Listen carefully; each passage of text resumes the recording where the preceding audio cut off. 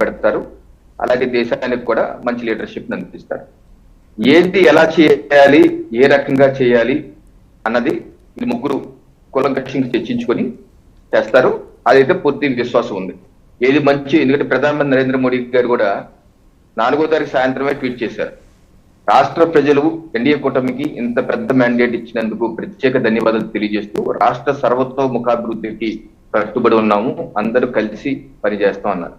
అలాగే వారి ప్రచారంలో కూడా మనం చూసాం, రాష్ట్రాన్ని మోడీ 3.0 వచ్చే ప్రభుత్వంలో అనేకమైన కార్యక్రమాలు అనుకున్నాం. దానిలో ఆంధ్రప్రదేశ్ రాష్ట్రానికి పెద్దపేట వేసే విధంగా ముందుకు వెళ్తాం. అలాగే బుల్లెట్ ట్రైన్ కూడా దక్షిణాది రాష్ట్రాల్లో రన్ చేయాలనుకుంటున్నాం. అది కూడా ఆంధ్రప్రదేశ్ రాష్ట్రంలో ప్రాతినిధ్యం ఉండే విధంగా ఉండాలని చెప్పి నేను కోరుకుంటున్నాను కూడా. సో ఒక రోడ్ మ్యాప్ ఉంది. సో ఇకపై ఆ ముగ్గురు నాయకులు కూడా ఎలక్షన్ ముందు కూడా ముగ్గురు కూర్చొని మాట్లాడుకున్నారు, ఎలక్షన్ తర్వాత కూడా కూర్చొని మాట్లాడుకుంటారు.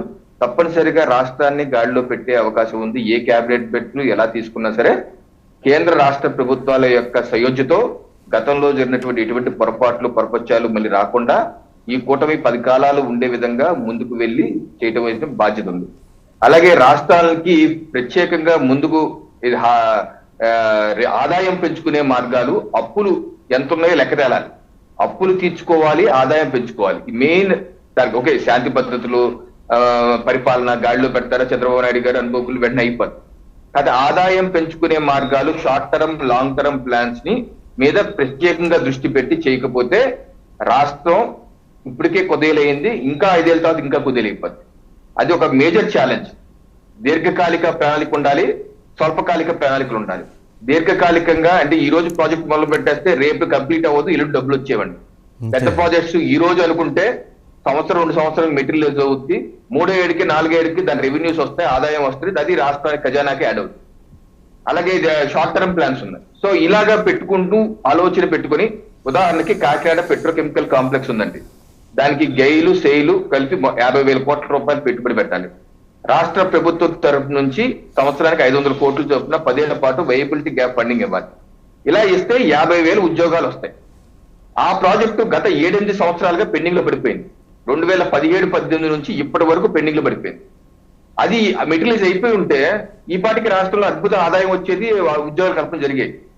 సో ఇప్పటికన్నా సరే మనం క్లియర్ చేసుకుంటే, స్టార్ట్ చేసుకుంటే వచ్చే 3వ ఏడుకు 4వ ఏడుకు డెఫినెట్ గా దానికి అద్భుతమైన ఫలితాలు వస్తే మనకు రెవెన్యూలు ఉద్యోగాలన్నీ క్రియేట్ అవుతాయి.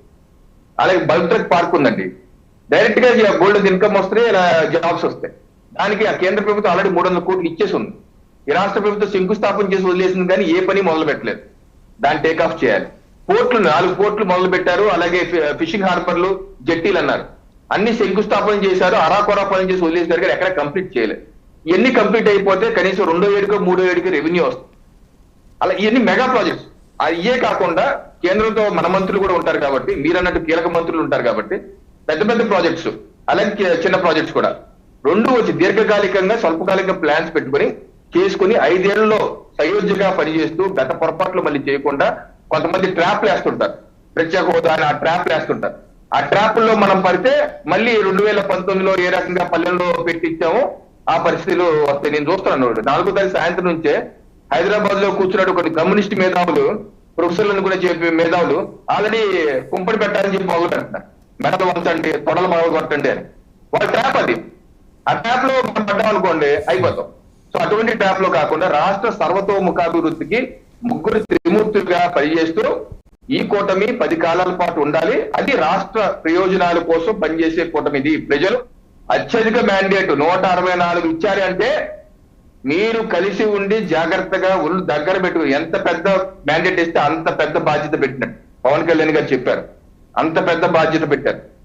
ఆ బాధ్యతని తలకెక్కించుకోకుండా పాదాల మీద పెట్టుకుంటూ ప్రజల యొక్క ఆశీర్వాదాన్ని మన గ్రౌండ్ మీద ఉంటూ ఆ యొక్క మ్యాండేట్ కి గౌరవిస్తూ రాష్ట్ర అభివృద్ధికి మనం పనిచేసుకుంటూ ముందుకెళ్లి సయోధ్యగా చేసుకుంటే తప్పనిసరిగా పెండింగ్ ప్రాజెక్ట్స్ కానీ, అమరావతి కానీ, పోలవరం కానీ అన్ని మనం సెట్ చేసుకుని ఏది ఓవర్ నైట్ అయిపోదండి.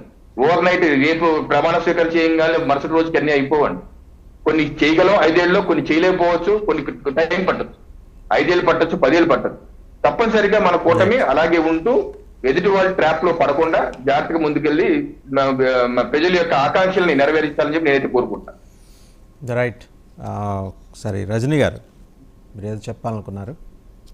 సార్ ఈరోజు 11 మంది పాపం కొంతమంది వెనక్కి వెళ్ళేలాగా ఉన్నారు వాతావరణం, ఒక ఇద్దరు అలా వెళ్ళనికండి. ఎందుకంటే అది ఆడుదాం ఆంధ్ర అనే ఒక కాన్సెప్ట్ పెట్టారండి. గతంలో కూడా పాపం ఆడుకుందాం ఆంధ్ర అని చేశారు, ఆడుదాం ఆంధ్ర అని. అందుకనే ఒక 11 మంది క్రికెట్ మ్యాచ్ టీం లాగా ఉన్నారు. ఆ టీం ని చెడగొట్టకండి.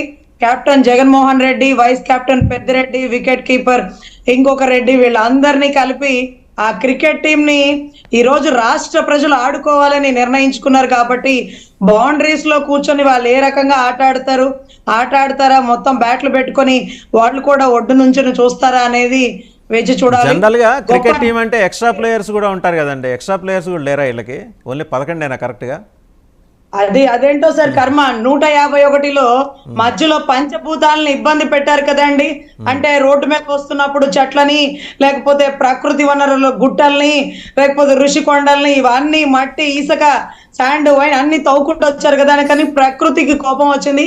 అఖండ సినిమాలో బాలకృష్ణ లాగా ప్రకృతికి కోపం వస్తుంటే ఏమొస్తుందో తెలుసా, ఏమవుతుందో తెలుసా, వారు వన్ సైడ్ అన్నట్టుగా 2 యాంగిల్ చూపించిందండి ప్రకృతి. అందుకనే 5 డ్రాప్ అయిపోయింది. అటొకటి ఇటొకటి మాత్రమే మిగిలింది. అందుకనే చంద్రబాబు గారు అప్పుడప్పుడు ఇలా ఊపినప్పుడు ఏంట్రా బాబు అనుకున్నా, ఇదిగో ఈ 2 ఉన్నాయి, 3 నామాలు కూడా లేకపోయింది నీకు, 2 నామాలతో మిగిలిపోయావంటూ 11గా క్రికెట్ మ్యాచ్ టీం అయిపోయారు.